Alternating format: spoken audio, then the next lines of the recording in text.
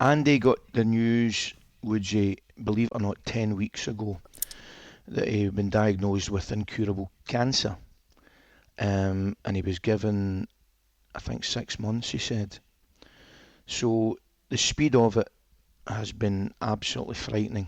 However, having gone to see him on a regular basis, first of all at the hospital in Wishaw, East Kilbride, and eventually at the hospice in Airdrie. I mean, the first thing I'd have to do and like to do would to thank everybody that looked after Andy. These girls and guys in these places are absolutely remarkable, the job they do. And I was there on Saturday morning, I beg your pardon. I was there on Saturday morning with Bomber, John Brown, and another teammate Andy's, and the two of us were at his side when he passed, along with his son Danny and his ex-wife Miriam. And it was absolutely tragic. However, we're all taking great courage from the fact, his bravery, which was absolutely incredible. I kept coming back and saying to the boys, whether I was on the phone to whoever it be, Archie or Weeder, Anthony, the boys, I thought the goalie, I thought he was actually in a state of shock with the news, right, which would have been understandable. But actually, he wasn't. He actually wasn't in a state of shock. He was just showing a remarkable bravery that I've never seen in my life before. I mean, honestly, God, I thought it was shock, but it never changed. The whole thing never changed, so it wasn't shock. It was just a bravery. Anyway, he succumbed to this horrendous illness, and we're all in absolutely no doubt that he's free from pain and in a far better place. He was a pal. He was the best goalkeeper I ever played with, and he was absolutely unbelievable as a goalkeeper. And I would have to tell you, he was one hell of a man. He had a bit of everything in his makeup, and it's a sad loss, and tragically taken away far too soon. 58 is not an age at all, and we'll all miss him desperately. I wanted to talk to you a bit more about his career and what he achieved in his career with Rangers: 5 Scottish Premier League titles, 3 Scottish Cups and 2 League Cups, Premier League with Manchester United, individual awards as well, a fair few individual awards. And something that surprised me, actually, I didn't know this, I didn't know he was the only Scot to have played at the top level in both cricket and football. So he played for Scotland 4 times. He did. He loved his cricket. He was a brilliant cricketer. He was just, you get guys, particularly, top sportsmen, that can adapt to not anything, but you know what I mean, if you throw them a cricket bat or a tennis racket or a table tennis bat, a golf club, they can find their way around, whether it's the course or the court. That was Andy. He was a tremendous sportsman. He really was.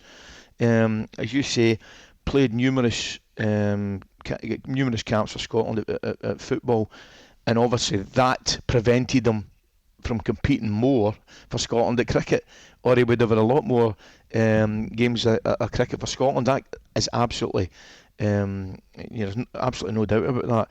He tells a great story. Andy told a brilliant story, Woods, and I'll tell it if I may. Yeah.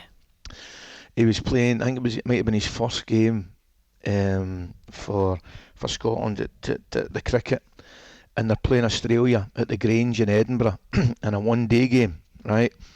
So obviously the Australians are taking this particular match slightly less seriously than the Scottish lads, because the Australian lads, they know they're going to win the game. So I think they're all out the night before on the Friday night, and Andy gets in tow with all the Australian boys, and they're having a right good few bevies and getting on with it. It's about 2-3 in the morning. So I think it was Big Merv Hughes, right? Do you remember Big Merv Hughes? I hope I'll get this right. The Australian fast bowler that had the big moustache, right? Oh, yeah. Yeah, so a big evil looking man. So Andy's with at the bar with him to about 2-3 in the morning, having a couple of drinks and getting on with it. So anyway, Scotland won the toss and they decide to bat, right? And Andy's opening bat, and he's looking down, and it's Merv Hughes who's got the ball, and he's thinking to himself, God, Big Merv, he said, I had a couple of pints of Big Merv at the bar last night, he'll kind of look after me, right? So Mel Hughes runs up, right, Woodsy, and delivers this ball that Andy describes as nearly taking his head off, right? So Andy's crouched down at the crease at his wicket, and as he lifts his head, there's this massive head in front of him. Merv Hughes with saliva and spittles all over his moustache, and he looks at Goram and says, "You should have stuck to soccer, mate." Amazing. Amazing. He said, "I was shaking like a leaf."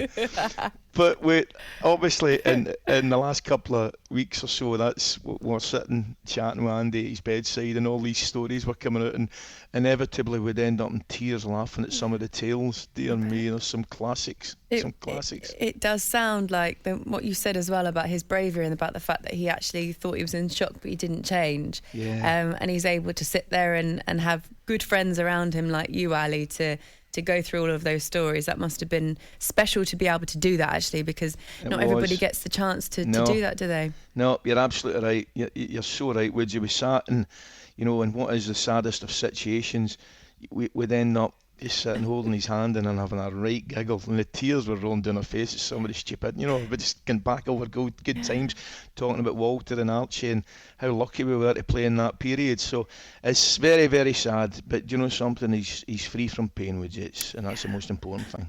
Thank you for all your messages that are coming in as well. Everyone's really enjoying you just talking about him, Ali. I think it's one of the nicest ways that you can pay tribute to someone, isn't it? Like you say, just celebrate everything that they've achieved and the effect they had on people. This one's from Jimmy, and he says, as a Celtic fan, I hated Andy, but in a good way, as he spoiled many Saturday for me. Please pass on my condolences to Ali. I'll never forget Jimmy. him. It's really lovely, isn't it? Lots really of messages is. like that coming through. I spoke yesterday, obviously, to Andy's son, Danny, and he's, as you would expect, obviously very, very upset, but he was taking great strength from all the messages that were coming in, and all the the people that played alongside him and supporters telling stories and things like that. And incidentally, Danny's son was absolutely fantastic. Incredible kid. What a kid. Thank you for all of these messages. James Perkins as well sent one in as well. Just wanted to send my condolences to Ali, but also say thank you to him, because I lost my dad to cancer 4 weeks ago, but one of the last big smiles I saw him make was when I replayed him and Alan sending their wishes to him on the breakfast show. His name was Les, and he was a huge QPR fan, so thank you again, Ali. That's from James Perkins. Brilliant, James. Yeah.